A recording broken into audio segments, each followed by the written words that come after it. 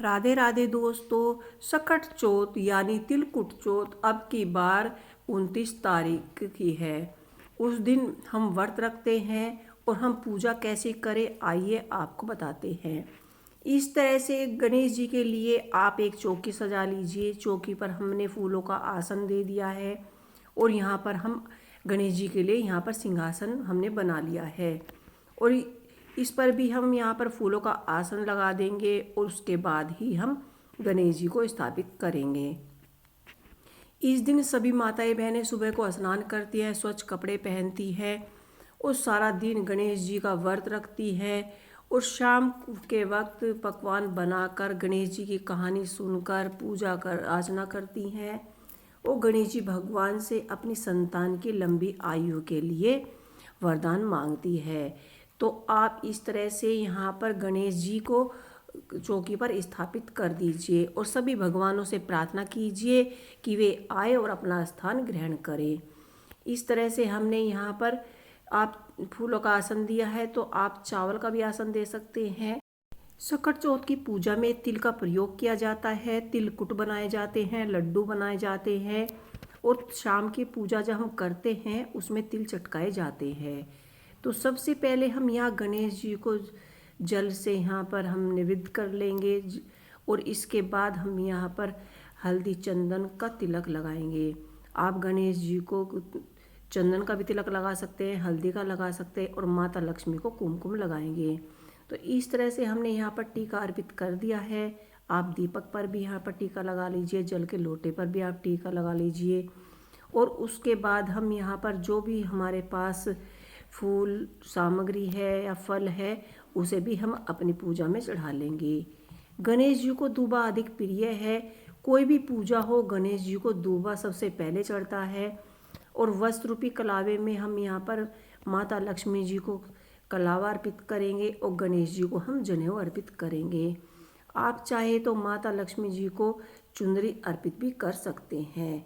तो आप जनेऊ बनाकर इस तरह से गणेश जी को अर्पित कर दीजिए। जनेऊ आप 2 बार 5 बार या 7 धागे लेकर बना सकते हैं और इस तरह से गणेश जी को अर्पित कर सकते हैं।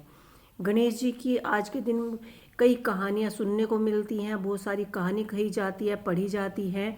तो इस तरह से आप सकट चतुर्थी पर एक कहानी सुनिए गणेश जी की और उनसे प्रार्थना कीजिए कि वह हमारे बच्चों पर अपनी कृपा दृष्टि बनाए रखे।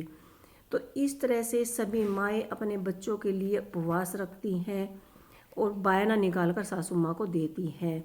आप चाहे तो अखंड जोत भी जला सकते हैं या आप इस तरह घी के दिए बनाकर घी के दिए भी जला सकते हैं।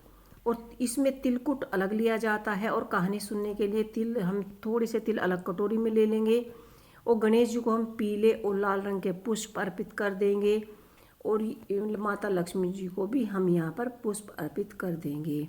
फल में आप ऋतु फल के हिसाब से कोई भी फल ले सकते हैं। आज के दिन तिल की ही मिठाई चढ़ाई जाती हैं, तिल के लड्डू बनाए जाते हैं। तो जो भी आपने तिल की मिठाई या लड्डू बनाए हो वही आपको भोग प्रसाद में चढ़ाना है। इसके बाद हमने यहाँ पर तिलकुट ले लिया है, थोड़े से तिल ले लिए हैं कहानी सुनने के लिए, वो भी हम अवश्य गणेश जी को चढ़ाएंगे और इसमें से थोड़े से तिल गणेश जी को अवश्य चढ़ा देंगे। आप 5 या 7 दाने इस तरह से गणेश जी और लक्ष्मी जी को चढ़ा दीजिए। यह आपको कहानी सुनने से पहले ही चढ़ाना है।